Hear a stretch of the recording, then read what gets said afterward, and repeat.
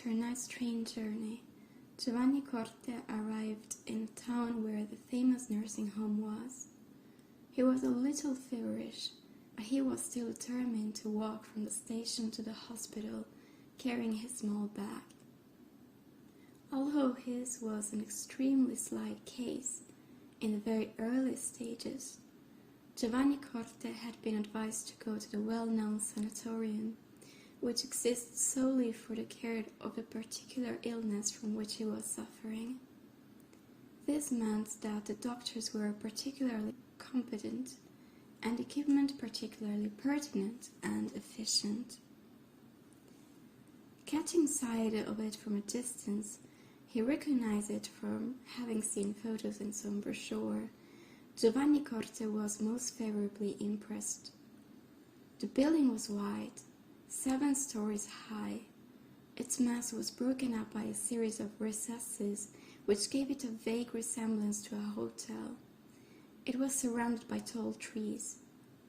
After a brief visit from the doctor, prior to a more thorough one later on, Giovanni Corte was taken to a cheerful room on the 7th and top floor. The furniture was light and elegant, as was the wallpaper. These were wooden armchairs and brightly colored cushions. The view was over one of the lowliest parts of the town. Everything was peaceful, welcoming, and reassuring. Giovanni Corte went to bed immediately, turned on the reading lamp at his bedside, and began to read a book he had brought with him. After a few moments, a nurse came in to see whether he needed anything. He didn't, but was delighted to chat with a young woman and ask her questions about the nursing home. That was how he came to know its one extremely odd characteristic. The patients were housed on each floor according to the gravity of their state. The 7th on top floor was for extremely mild cases. The 6th was still for mild cases, but at once needing a certain amount of attention. On the 5th floor, there were quite serious cases, and so on, floor by floor. The 2nd floor was the very seriously ill. On the 1st floor were the hopeless cases. This extraordinary system, apart from facilitating the general services considerably, meant that a patient only mildly affected would not be troubled by a dying co-sufferer next door, and ensured a uniformity of atmosphere on each floor. Treatment, of course, will thus vary from floor to floor. This meant that the patients were divided into 7 successive castes. Each floor was a ward apart, with its own particular rules and traditions, and as each floor was in the charge of a different doctor, slight but definite differences in the methods of treatment had grown up, although initially the director had given the institution a single basic band. As soon as the nurse had left the room, Giovanni Corte, no longer feeling feverish, went to the window and looked out, not because he wanted to see the view of the town, although he was not familiar with it, but in the hopes of catching a glimpse, through the windows, of the patients on the lower floors. The structure of the building, with its large recesses, made this possible. Giovanni Corte concentrated particularly on the 1st floor windows, which looked a very long way away and which he could see only obliquely. But he could see nothing interesting. Most of the windows were completely hidden by grey Venetian blinds. But Corte did see someone, a man, standing at a window right next to his own. The two looked at each other with a growing feeling of sympathy, but did not know how to break the silence. At last Giovanni Corte plucked up courage and said, "Have you just arrived too?" "Oh no," said his neighbor. "I've been here 2 months." He was silent for a few moments and then, apparently not sure how to continue the conversation, added, "I was watching my brother down there." "Your brother?" "Yes. We both came here at the same time, oddly enough. But he got worse. He's on the 4th now." "4th what?" "4th floor," explained the man, pronouncing the two words with such pity and horror that Giovanni Corte was vaguely alarmed. But in that case, Corte proceeded with his questioning with the light-heartedness one might adopt when speaking of tragic matters which don't concern one. If things are already so serious on the 4th floor, whom do they put on the 1st? Oh, the dying. There's nothing for the doctors to do down there. Only the priests and, of course... But there aren't many people down there, interrupted Giovanni Corte, as if seeking confirmation. Almost all the blinds are down. There aren't many now, but there were this morning, replied the other with a slight smile. The rooms with the blinds down are those where someone has died recently. As you can see, on the other floors the shutters are all open. Will you excuse me? He continued, moving slowly back in. It seems to be getting rather cold. I'm going back to bed. May I wish you all the best. The man vanished from the window sill and shut the window firmly. A light was lit inside the room. Giovanni Corte remained standing at the window, his eyes fixed on the lower blinds on the 1st floor. He stared at them with morbid intensity, trying to visualize the ghastly secrets of the terrible 1st floor where patients were taken to die. He felt relieved that he was so far away. Meanwhile, the shadows of evening crept over the city. One by one, the thousands windows of the sanatorium lit up. From the distance, it looked like a great house lit up for a ball. Only on the 1st floor, at the foot of the precipice, did dozens of windows remain blank and empty. Giovanni Corte was considerably reassured by the doctor's visit. A natural pessimist, he was already secretly prepared for an unfavorable verdict and wouldn't have been surprised if the doctor had sent him down to the next floor. His temperature, however, showed no signs of going down, even though his condition was otherwise satisfactory. But the doctor was pleasant and encouraging. Certainly he was affected, the doctor said, but only very slightly. In 2 or 3 weeks he would probably be cured. So I'm to stay on the 7th floor? Inquired Giovanni Corte anxiously at this point. Well, of course, replied the doctor, clapping a friendly hand on his shoulder. Where did you think you were going? Down to the 4th, perhaps? He spoke jokingly, as though it were the most absurd thought in the world. I'm glad about that, said Giovanni Corte. You know how it is. When one's ill, one always imagines the worst. In fact, he stayed in the room which he had originally been given. On the rare afternoons when he was allowed up, he made the acquaintance of some of his fellow patients. He followed the treatment scrupulously, concentrated his whole attention on making a rapid recovery, yet his condition seemed to remain unchanged. About 10 days later, the head nurse of the 7th floor came to see Giovanni Corte. He wanted to ask an entirely personal favor. The following day, a woman with 2 children was coming to the hospital. There were 2 free rooms right next to it, but a third was needed. Willed Signor Corte mind very much, moving into another, equally comfortable room. Naturally, Giovanni Corte made no objection. He didn't mind what room he was in. Indeed, he might have a new and prettier nurse. Thank you so much, said the head nurse with a slight bow. Though, mark you, such a courteous act doesn't surprise me coming from a person such as yourself. We'll start moving your things in about an hour, if you don't mind. By the way, it's 1 floor down, he added in a quieter tone, as though it were a negligible detail. Unfortunately, there are no free rooms on this floor. Of course, it's purely temporary arrangement, he hastened to add, seeing that Corte had sat up suddenly and was about to protest. A purely temporary arrangement. You'll be coming up again as soon as there's a free room, which should be in 2 or 3 days. I must confess, said Giovanni Corte, smiling, to show that he had no childish fears. I must confess that this particular sort of change of room doesn't appeal to me in the least. But it has no medical basis. I quite understand what you mean, but in this case it's simply to do a favor for this woman who doesn't want to be separated from her children. Now please, he added, laughing openly, please don't get it into your head that there are other reasons. Very well, said Giovanni Corte, but it seems to me to bode ill. So Giovanni Corte went down to the 6th floor, and though he was convinced that his move did not correspond to any worsening of his own condition, he felt unhappy at the thought that there was now a definite barrier between himself and the everyday world of healthy people. The 7th floor was an embarkation point. With a certain degree of contact with society, it could be regarded as a sort of an annex to the ordinary world. But the 6th was already part of the real hospital. The attitudes of the doctors, nurses, of the patients themselves were just slightly different. It was admitted openly that the patients on that floor were really sick, even if not seriously so.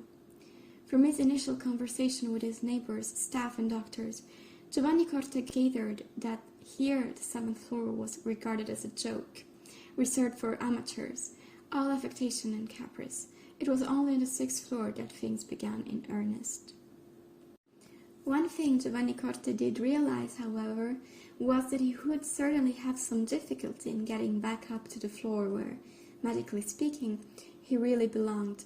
To get back to the 7th floor, he would have to set the whole complex organism of the place in motion, even for such a small move. It was quite plain that, were he not to insist, no one would ever have thought of putting him back to the top floor, with it almost well. So Giovanni Corte decided not to forfeit anything that was his by right and not to yield to the temptations of habit. He was much concerned to impress upon his companions that he was with them only for a few days, that it was he who had agreed to go down a floor simply to oblige a lady, that he'd be going up again as soon as there was a free room. The others listened without interest and nodded, unconvinced. Giovanni Corte's convictions, however, were confirmed by the judgment of the new doctor. He agreed that Giovanni Corte could mostly certainly be on the 7th floor. The form of the disease had taken was absolutely negligible. To stress each syllable so as to emphasize the importance of his diagnosis. But after all, it might well be that Giovanni Corte would be better taken care of on the 6th floor. I don't want all the nonsense all over again. Giovanni Corte interrupted firmly at this point. You say I should be on the 7th floor, and that's where I want to be. No one denies that, retorted the doctor. I was advising you not as a doctor, but as a real friend. As I say, you're very slightly affected. It wouldn't even be an exaggeration to say that you're not ill at all, but, in my opinion, what makes your case different from other similarly mild ones is its greater extension. The intensity of the disease is minimal, but it is fairly widespread. The destructive process of cells. It was the first time Giovanni Corte had heard the sinister expression. The destructive process of the cells is absolutely in the initial stage. It may not even have begun yet, but it is tending, I say tending, to affect large expanses of the organism. This is the only reason, in my opinion, why you might be better off down here on the 6th floor, where the methods of treatment are more highly specialized and more intensive. One day he was informed that the director of the nursing home, after a lengthy consultation with his colleagues, had decided to make a change in the subdivision of the patients. Each person's grade, so to speak, was to be lowered by half a point. From now on, the patients on each floor were to be divided into 2 categories according to the seriousness of their condition. Indeed, the respective doctors had already made this subdivision, though exclusively for their own personal use, and the lower of these 2 halves was to be officially moved 1 floor down. For example, half the patients on the 6th floor, those who were only slightly more seriously affected, were to go down to the 5th. The less slightly affected of the 7th floor would go down to the 6th. Giovanni Corte was pleased to hear this, because his return to the 7th floor would certainly be much easier amid this highly complicated series of removals. However, When he mentioned this hope to the nurse, he was bitterly disappointed. He learned that he was indeed to be moved, not up to the 7th, but down to the floor below. For reasons that the nurse was unable to explain, he had been classed among the more serious patients on the 6th floor, and so had to go down to the 5th. Once he had recovered from his initial surprise, Giovanni Corte completely lost his temper. He shouted that they were cheating him, that he refused to hear of moving downward, that he will go back home, that rights were rights, and that the hospital administration could not afford to ignore the doctor's diagnosis so brazenly. He was still shouting when the doctor arrived to explain matters more fully. He advised Corte to calm down unless he wanted his temperature to rise, and explained that there had been a misunderstanding, at least in a sense. He agreed once again that Giovanni Corte would have been equally suitably placed on the 7th floor, but added that he had a slightly different, though entirely personal view on the case. Basically, in a certain sense, his condition could be considered as needing treatment on the 6th floor, because the symptoms were so widespread, but he himself failed to understand why Corte had been listed among the more serious cases of the 6th floor. In all probability, the secretary, who had phoned him the very morning to ask about Giovanni Corte's exact medical position, had made a mistake in copying out his report. Or, more likely, still the administrative staff had purposefully depreciated his own judgment, since he was considered an expert doctor, but over-optimistic. Finally, the doctor advised Corte not to worry, to accept the move without protest. What counted was the disease, not the floor on which the patient was placed. As far as the treatment was concerned, added the doctor, Giovanni Corte will certainly not have cause for complaint. The doctor on the floor below was undoubtedly far more experienced. It was almost part of the system that the doctors became more experienced, at least in the eyes of the administration, the further down you went. The rooms were equally comfortable and elegant. The view was equally good. It was only from the 3rd floor that it was cut off by the surrounding trees. It was evening, and Giovanni Corte's temperature had risen.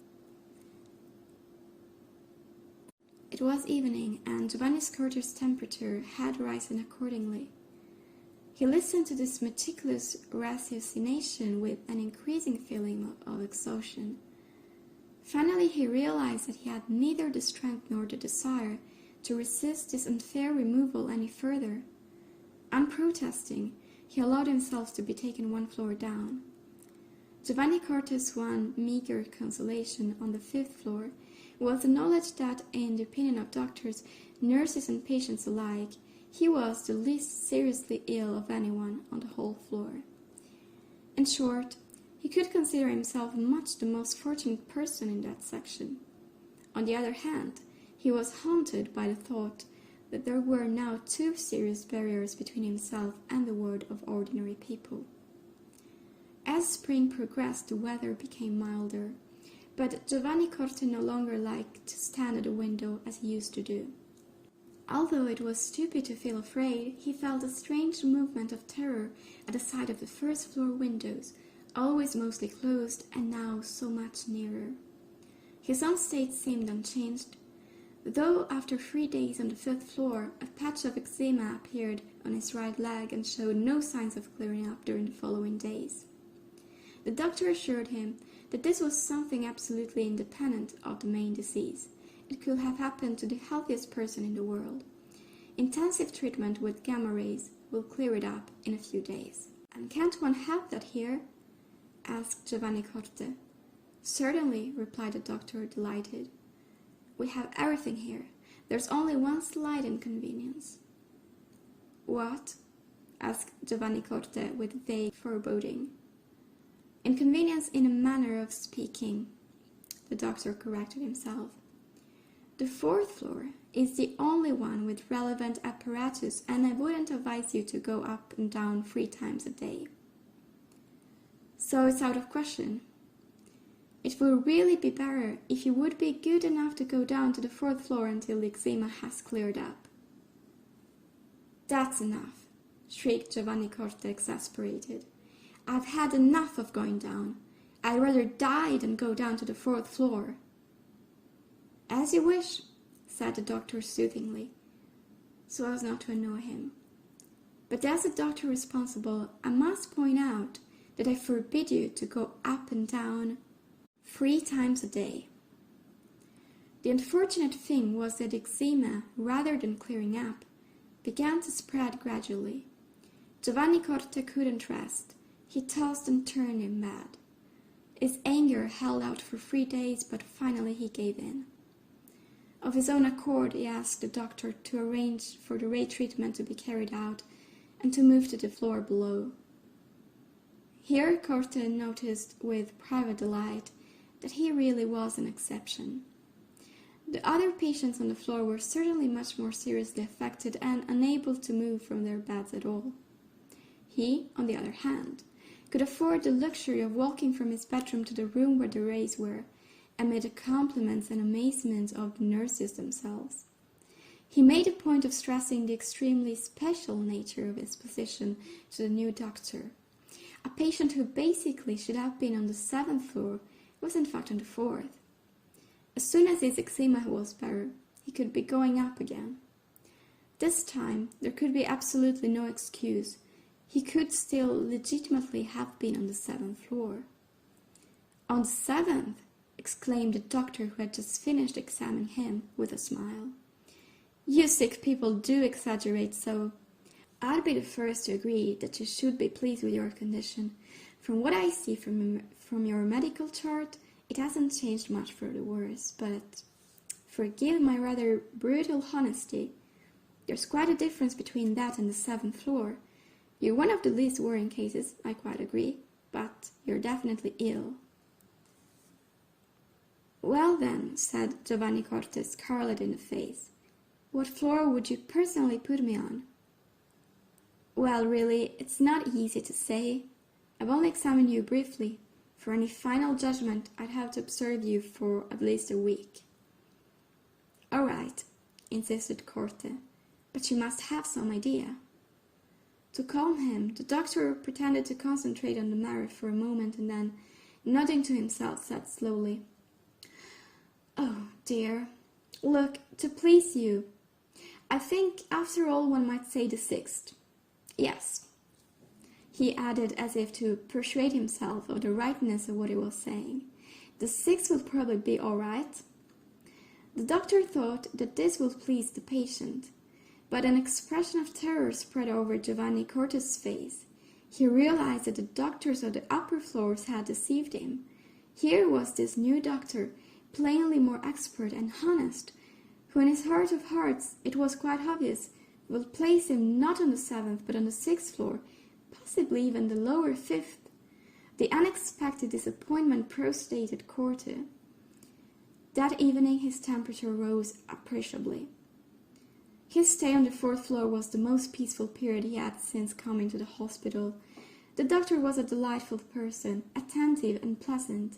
He often stayed for the whole hours to talk about all kinds of things.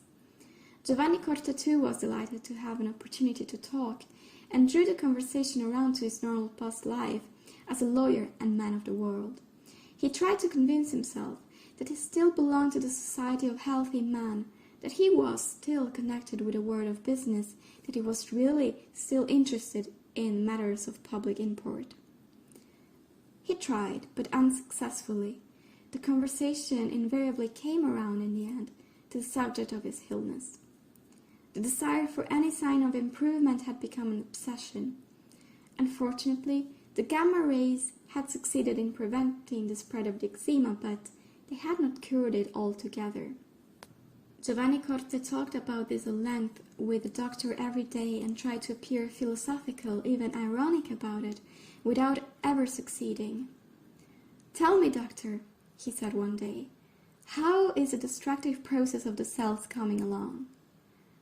"What a frightful expression," said the doctor reprovingly. "Wherever did you come across that? That's not right at all. Particularly for a patient, I never want to hear anything like that again." "All right," objected Corte, "but you still haven't answered." "I'll answer right away," replied the doctor pleasantly. The destructive process of your cells, to use your own horrible expression, is in your very minor case absolutely negligible, but obstinate, I must say. Obstinate? You mean chronic? Now, don't credit me with things I haven't said. I only said obstinate. Anyhow, that's how it is in minor cases. Even the mildest infections often need long and intensive treatment. But tell me, doctor, when can I expect to see some improvement? When? It's difficult to say in these cases, but listen, he added after pausing for thought. I can see that you're positively obsessed with the idea of recovery. If I weren't afraid of angering you, do you know what I'd suggest? Please, do say. Well, I'll put the situation very clearly. If I had this disease even slightly and were to come to this sanatorium, which is probably the best there is, I would arrange of my own accord, and from the first day, I repeat, from the first day, to go down to one of the lower floors. In fact, I'd even go to the first? Suggests Corte with a forced smile. Oh dear, no, replied the doctor with a deprecating smile. Oh dear, no. But to the third or even second. On the lower floors, the treatment is far better. You know, the equipment is more complete, more powerful. The staff are more expert. And then you know who is the real soul of this hospital. Isn't it Professor Dati? Exactly. It was he who invented the treatment carried out here. He really planned the whole place. Well, Dati, the mastermind, operates, so to speak, between the first and second floors. Its driving force radiates from there. But I assure you that it never goes beyond the third floor. Further up than that, the details of his orders are glozed over, interpreted more slackly. The heart of the hospital is on the lowest floors. And that's where you must be to have the best treatment. So, in short, said Giovanni Corte, his voice shaking, so you would advise me. And there's something else, continued the doctor, unperturbed. And that is that in your case there's also the eczema to be considered. I agree that it's quite unimportant, but it's rather irritating, and in the long run it might lower your morale, and you know how important peace of mind is for your recovery. The rays have been only half successful. Now, why? It might have been pure chance, but it might also have been that they weren't sufficiently intense. When on the third floor, the apparatus is far more powerful. The chances of curing your eczema would be much greater. And the point is that once the cure is underway, the hardest part is over. Once you really feel better, there's absolutely no reason why you shouldn't come up here again. Or indeed higher still, according to your deserts, to the 5th, the 6th, even possibly the 7th. But do you think this will hasten my recovery? I've not the slightest doubt it will. I've already said what I'd do if I were in your place. The doctor talked like this to Giovanni Corte every day, and at last, tired of the inconveniences of the eczema, despite his instinctive reluctance to go down a floor, he decided to take the doctor's advice and move to the floor below. He noticed immediately that the third floor was possessed by a spatial gaiety, affecting both doctors and nurses, even though the cases treated on that floor were very serious. He noticed, too, that this gaiety increased daily. Consumed with curiosity, as soon as he got to know the nurse, he asked why on earth they were all so cheerful. "Oh, didn't you know?" she replied. "In 3 days' time, we're all going on vacation." "On vacation?" "That's right. The whole floor closes for 2 weeks, and the staff go off and enjoy themselves. Each floor takes it in turn to have a vacation." "And what about the patients?" "There are relatively few of them, so 2 floors are converted into 1. "You mean you put all the patients of the 3rd and 4th floors together?" No, the nurse corrected him. Of the third and second. The patients on this floor will have to go down. Down to the second? Asked Giovanni Corte, suddenly pale as death. You mean I'll have to go down to the second? Well, yes. What's odd about that? When we come back in 2 weeks, you'll come back here, in the same room. I can't see anything so terrifying about it. But Giovanni Corte, as if forewarned by some strange instinct, was horribly afraid.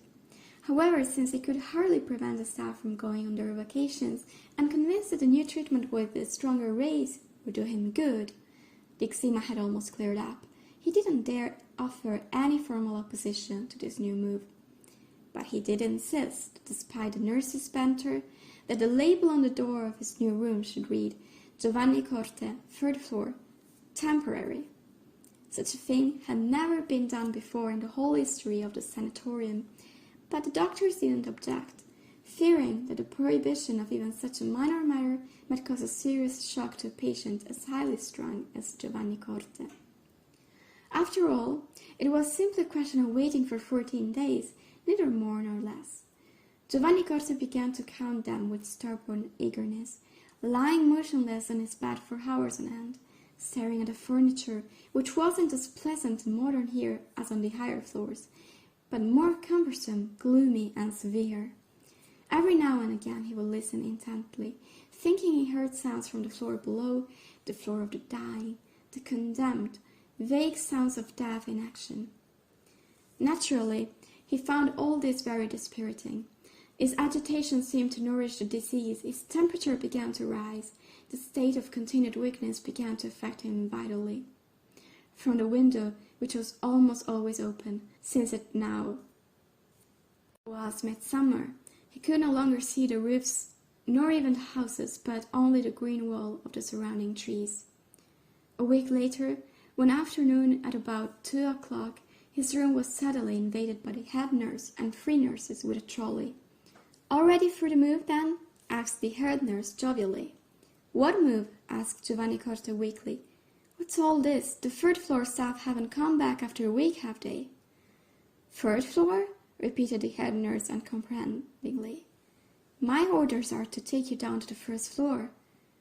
And he pronounced a printed form for removal to the 1st floor, signed by none other than Professor Dati himself. Giovanni Corte gave vent to his terror, his diabolical rage in long angry shrieks, which resounded throughout the whole floor. "Less noise, please," begged the nurses. "There are some patients here who are not at all well." But it will have taken more than that to calm him.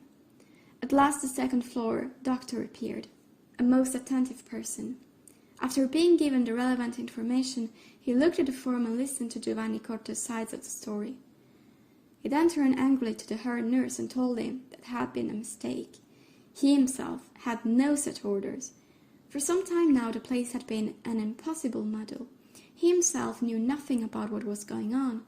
At last, when he had had his say with his inferior, he turned politely to his patients, high apologetic. "Unfortunately, however," he added, "unfortunately Professor Dati left the hospital about an hour ago. He'll be away for a couple of days. I'm mostly awfully sorry, but his orders can't be overlooked. He would be the first to regret it, I assure you. An absurd mistake. I fail to understand how it could have happened." Giovanni Corte had begun to tremble piteously. He was now completely unable to control himself, overcome with fear like a small child. His slow, desperate sobbing echoed throughout the room. It was as a result of this execrable mistake, then, that he was removed to his last resting place. He who basically, according to the most stringent medical opinion, was fit for the 6th, if not the 7th floor, as far as his illness was concerned. The situation was so grotesque that from time to time Giovanni Corte felt inclined simply to roar with laughter. Stretched out on his bed, while the afternoon warmth flowed calmly over the city, he would stare at the green of the trees through the window and feel that he had come to a completely unreal world, in with sterilized tiles, full of deathly arctic passages and soulless white figures. It even occurred to him that the trees he thought he saw through the window were not real. Finally, when he noticed that the leaves never moved, he was certain of it. Corte was so upset by this idea that he called the nurse and asked for his spectacles, which he didn't use in bed, being short-sighted. Only then was he a little reassured. The lenses proved that they were real leaves and that they were shaken, though very slightly, by the wind. When the nurse had gone out, he spent half an hour in complete silence. 6 floors, 6 solid barriers, even if only because of a bureaucratic mistake, weighed implacably upon Giovanni Corte. How many years, for obviously it was now a question of years, would it be before he could climb back to the top of that precipice? But why was the room suddenly going so dark? It was still mid-afternoon. With a supreme effort, for he felt himself paralyzed by a strange lethargy, Giovanni Corte turned to look at his watch on the locker by his bed. 3:30.